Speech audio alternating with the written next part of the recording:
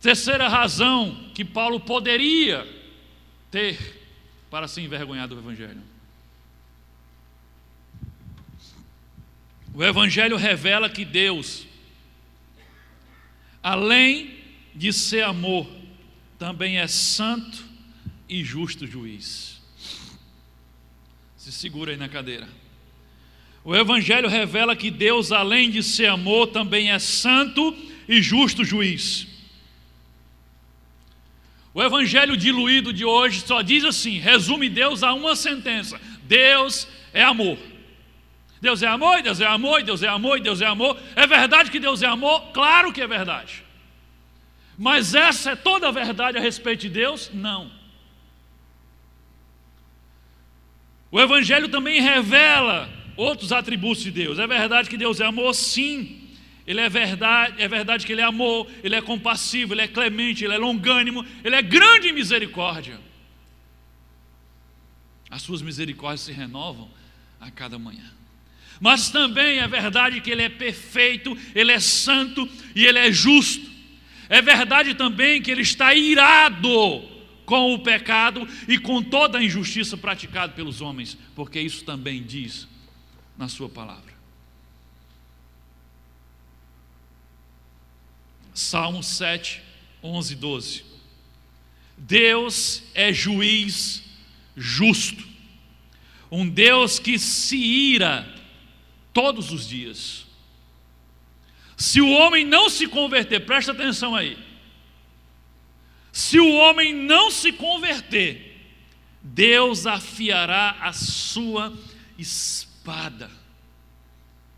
Já tem armado o seu arco e está aparelhado.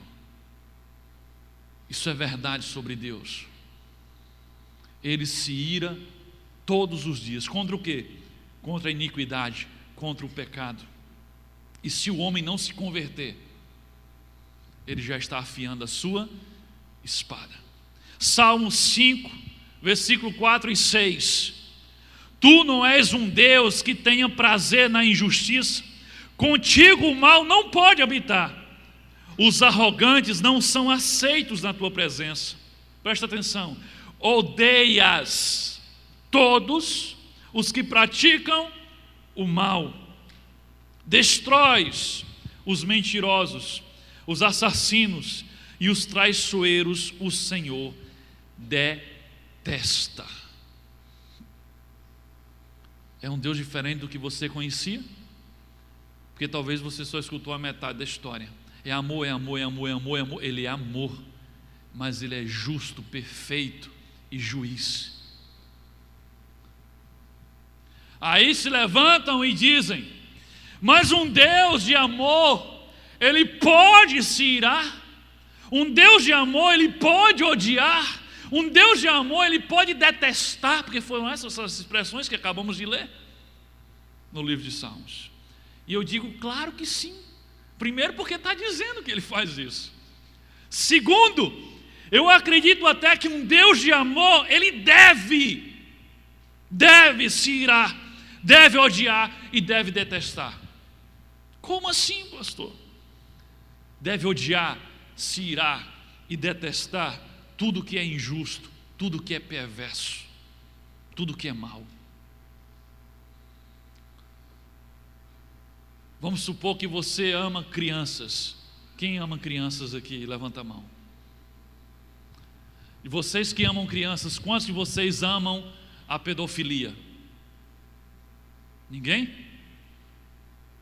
Se você ama crianças, o normal é que você odeie a pedofilia, porque você ama crianças. Se você ama o matrimônio, se você ama a família, se você ama o casamento, você deve odiar a prostituição, você deve odiar o adultério, e assim como Deus diz em Malaquias, Ele odeia o divórcio. Por quê? Porque Ele ama o casamento, Ele ama a família, por isso Ele odeia o divórcio. Então entende, o ódio de Deus e a ira de Deus não é como a nossa. É uma ira santa, é um ódio justo contra o quê? Contra a iniquidade, contra o pecado, contra tudo aquilo que se opõe ao que é verdadeiro e justo. É por isso que a Bíblia diz que Ele é juiz justo, Ele odeia. E Ele também se ira contra toda a injustiça e contra o pecado. Mas aí se levantam os defensores do Evangelho pirateado e dizem: não, esse Deus que se ira, esse Deus que fica irado e odeia, é o Deus do Antigo Testamento, do tempo da lei. Mas nós vivemos no tempo da graça, e o Jesus do Novo Testamento é só amor, paz e amor. Tem nada esse negócio aí de odiar o pecado, de justiça, de condenação, de matar. Não, no Novo Testamento é só paz e amor. Como você explica Mateus 25, versículo 41 e 46? Aqui não é Antigo Testamento, Mateus. Aqui é Novo Testamento. Aqui é Jesus falando. Preste atenção o que é que Jesus diz que fará no julgamento final. Então Ele dirá aos que estiverem à sua esquerda: meus amados, é assim que Ele diz? Ele diz: malditos, apartem-se de mim para o fogo eterno, preparado para o diabo e os seus anjos, e estes irão para o castigo eterno, mas os justos para a vida eterna. Isso é Novo Testamento, isso é Jesus falando. É o mesmo Deus, não existe um Deus no Antigo Testamento e um Deus no Novo Testamento.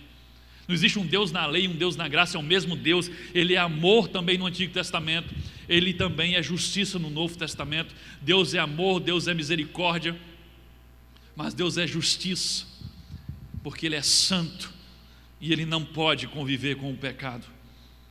Paulo afirma que o Evangelho não é só a revelação do amor, mas também a revelação da justiça e da ira. Romanos 1, 17 e 18.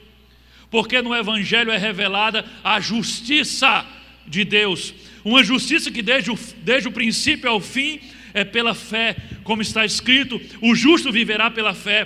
Portanto, a ira de Deus é revelada do céu contra toda a impiedade e injustiça dos homens, que suprime a verdade pela injustiça. Olha o que Paulo está dizendo. O Evangelho revela a justiça de Deus, e depois ele diz: a ira de Deus é revelada. O Evangelho revela também a justiça e revela a ira de Deus. Entenda uma coisa, preste atenção: a única razão pela qual foi necessário que Jesus morresse como sacrifício para que fôssemos perdoados é porque Deus é justo juiz. Você entendeu o que eu estou falando? A única razão pela qual foi necessário que Jesus morresse como sacrifício para que eu fosse perdoado é porque Deus é justo juiz. Porque se Deus fosse só amor e misericórdia, Ele poderia simplesmente ter chegado e ter dito assim: vamos acabar com esse negócio de pecado, está todo mundo perdoado, vamos fingir que ninguém fez nada, e acabou a conversa, vamos todo mundo para o céu.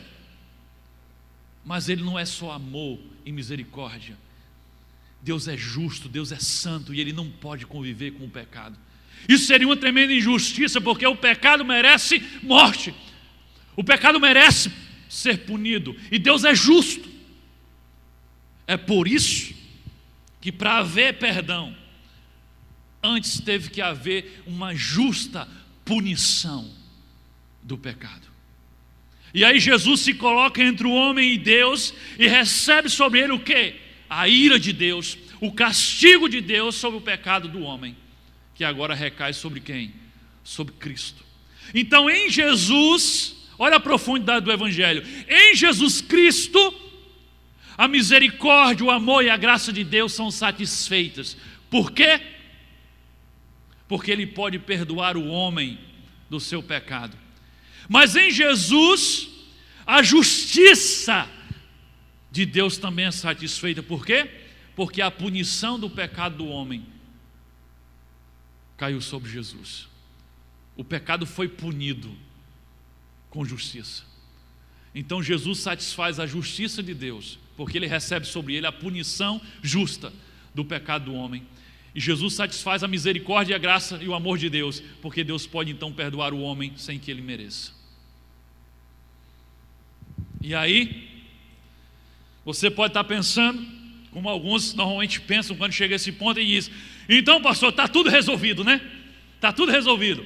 Jesus veio e pagou a punição do pecado e está todo mundo salvo, ok? Está todo mundo salvo, não há mais punição. Jesus já foi punido no nosso lugar e está todo mundo absolvido. É assim? Não, calma, não é assim. Não é assim. O que eu sempre digo aqui é: o sacrifício de Jesus, ele é suficiente para salvar toda a humanidade. Mas ele só funciona, ele só é eficiente, ele só vale para quem o recebe como Senhor de sua vida e crê no seu nome. João 1, 12 e 13. Mas a todos quanto receberam, aos que creem em seu nome, deu-lhes o poder de se tornarem filhos de Deus. Todo mundo nasce filho de Deus. Quem se torna filho de Deus? Aqueles que recebem Jesus em suas vidas e creem em seu nome. João 5, 24. Eu lhes asseguro, quem ouve, Jesus falando, quem ouve a minha palavra e crê naquele que me enviou, tem a vida eterna e não será condenado, mas já passou da morte para a vida. Quem está salvo e já passou da morte para a vida? Quem ouve a palavra de Jesus e crê naquele que o enviou. João 15, versículos 5 e 6. Jesus diz: eu sou a videira, a árvore, vocês são os ramos. Se alguém permanecer em mim e eu nele, esse dá muito fruto, pois sem mim vocês não podem fazer coisa alguma. Se alguém não permanecer em mim, será como um ramo que é jogado fora e seca. Tais ramos são apanhados, lançados ao fogo e queimados. O que é que faz você ser um ramo vivo que dá fruto? É estar ligado em Jesus e Jesus está ligado em você. Se não estiver ligado em Jesus, o que é que diz? Será lançado fora e queimado. Isso aqui é uma alusão aqui ao inferno. Então entenda, presta atenção, isso é muito importante. Entenda. Se você receber a Jesus como seu Senhor, se você crer no nome dEle, se você ouvir a palavra dEle, se você permanecer ligado a Ele e Ele ligado a você, você vai dar muito fruto. E então você estará debaixo da misericórdia, do amor, da graça e do perdão de Deus. É isso que está dizendo o Evangelho. Agora, se você não receber a Jesus, se você não crê em seu nome, se você não der ouvidos à sua palavra, se você não permanecer ligado a Ele e não der frutos, você vai ter que arcar com a justa punição pelo teu pecado. Você estará debaixo da ira de Deus. Essa é a verdade do Evangelho. O amor, o perdão e a graça se manifestam sobre aqueles que estão em Cristo. E a ira de Deus e a justiça de Deus se manifestam sobre aqueles que não quiseram estar em Cristo. Fora de Jesus, a única coisa que o homem receberá será castigo, ira e justa punição. Essa é a verdade chocante do Evangelho. Fora de Jesus, justamente você merece morte, punição e o cálice da ira de Deus. Mas atenção, atenção. Aguenta aí, gente. Vale a pena. Atenção, atenção. A sirene da heresia está tocando. Tem heresia no meio da igreja. Tem falso evangelho sendo pregado por aí. E tem um movimento crescente dentro da igreja evangélica que está dizendo que ninguém será punido, que está dizendo que todos no final serão salvos, porque afinal de contas, Deus é amor. E depois de tudo isso que eu falei, do que a palavra diz, ainda tem gente pregando isso e acreditando nisso. Que no final das contas, Deus vai salvar todo mundo. Não haverá punição, não haverá inferno, não haverá nada disso. Sabe como é o nome dessa heresia? Universalismo. É o nome dessa heresia. Universalismo. O que é que essa heresia diz? Que todos serão salvos, independente de Cristo. Amados, é com pesar que eu vou colocar o próximo slide. É um pastor de uma igreja batista que disse o seguinte: ficaremos surpresos quando chegarmos ao céu e percebermos lá toda a humanidade, toda a humanidade. Isto é, crentes, incrédulos, pessoas que nunca acreditaram em Cristo, juntas, louvando ao Senhor. Ali não dá para você, o azul está bem forte, mas ali é o endereço do vídeo em que ele diz isso. Caso você depois assista em casa, você vai ver e você pode ver que ali realmente ele fala sobre isso. Olha o que ele está dizendo aqui: ficaremos surpresos quando chegarmos ao céu e percebermos lá toda a humanidade, isso é, crentes, incrédulos e pessoas que nunca acreditaram em Cristo, juntas, louvando ao Senhor. Amados, isso é blasfêmia, isso é mentira, isso é heresia, isso é diabólico. O que é que a gente acabou de ler agorinha? Jesus disse o quê? Ninguém pode ir ao Pai a não ser por Ele. Só é filho de Deus quem recebe Jesus e crê no seu nome. Quem não estiver ligado na videira que é Jesus, vai ser cortado e jogado fora. Como é que toda a humanidade vai estar lá mesmo, aqueles que não acreditam em Jesus? Agora preste atenção, tem um livro aí que fez um sucesso no meio dos crentes.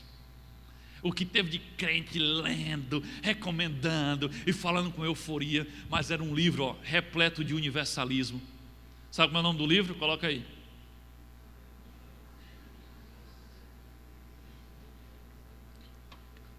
Indicando, irmão, lê aquele livro, é uma bênção.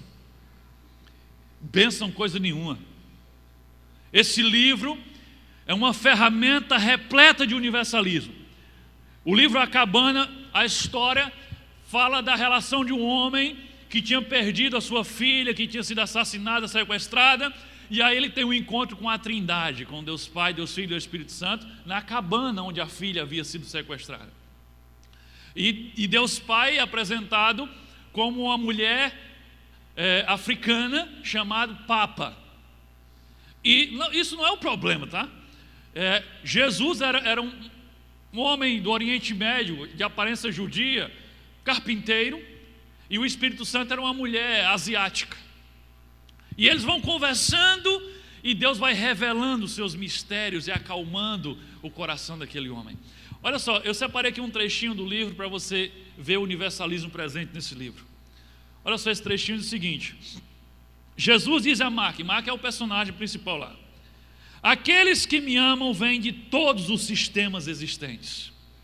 São budistas ou mórmons, batistas ou muçulmanos, democratas, republicanos e muitos que não votam ou não fazem parte de qualquer reunião dominical ou instituição religiosa. Jesus acrescenta: eu não tenho nenhum desejo de torná-los cristãos. Quem é cristão? Seguidor de?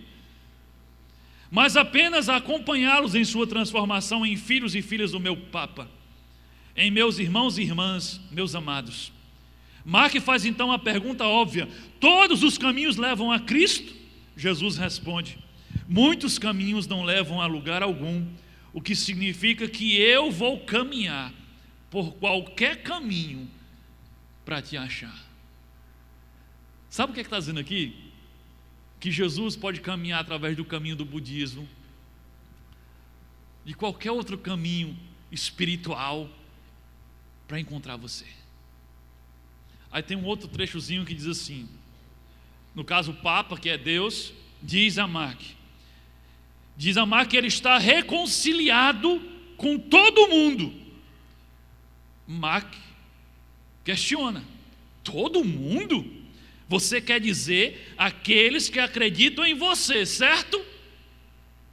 Papa responde: O mundo inteiro, Mark. O mundo inteiro.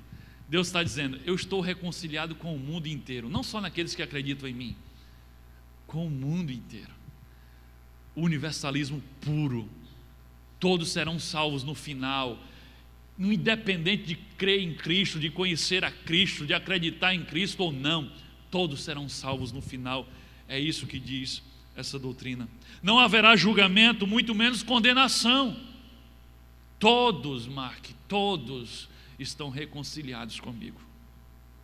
Essa heresia, ela faz com que o inferno desapareça sem deixar vestígio. O inferno simplesmente some. Ninguém mais vai para lá. Está deserto. Na verdade, se o universalismo for verdadeiro, não haveria sentido nenhum no sacrifício de Cristo. Por que Cristo haveria de ter vindo sacrificar-se se não é necessário? Se no final todos serão salvos de qualquer jeito? Outra coisa, por que Jesus mandaria que todos os seus discípulos fossem e pregassem o evangelho no mundo inteiro, que dessem a vida por isso, para levar essa mensagem de Jesus? Se tanto faz como tanto fez ouvir sobre Jesus, crer em Jesus ou não crer em Jesus, não faz sentido. Na verdade, se todos serão salvos no final, Jesus não passa de um grande mentiroso. Se o universalismo for verdade, Jesus é um mentiroso. Porque Jesus disse que no final a maioria seria condenada. Mateus capítulo 7, versículo 13 e 14. Entrai pela porta estreita, porque larga é a porta e espaçoso o caminho que conduz à perdição, e muitos são os que entram por ela. E porque é estreita a porta e apertado o caminho que leva à vida, poucos há que a encontrem. Então ele bota: muitos passarão pela porta larga e o caminho largo da perdição, e poucos pela porta estreita e o caminho estreito que leva à vida. A maioria está onde? Na perdição. Então, se o universalismo for verdade, e se no final todos serão salvos, Jesus é um mentiroso. Eu também gostaria que no final todos fossem salvos. Inclusive Deus diz que gostaria, né? Deus deseja que todos sejam salvos, mas Ele não disse que todos serão salvos, pelo contrário. Eu queria que no final tudo acabasse bom para todos, mas a verdade não é essa. A verdade é que vai acabar mal para a maioria. Uma verdade sobre condenação e sobre o inferno que você precisa saber: você não precisa crer que o inferno existe para você ir parar lá depois que você morrer. Você entende isso? O inferno existe independente de você acreditar que ele existe ou não. Jesus falou inúmeras vezes sobre ele. Você não precisa acreditar que o inferno existe para você ir parar lá. Eu não vou para o inferno porque eu não acreditava que o inferno existisse. Conversa, você vai terminar acreditando que chega lá.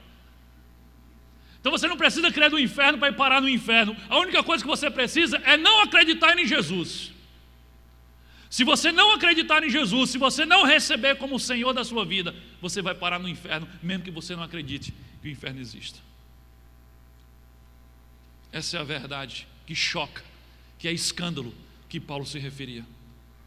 O Evangelho é a revelação do amor e da misericórdia de Deus, mas também a revelação da ira e da justiça de Deus.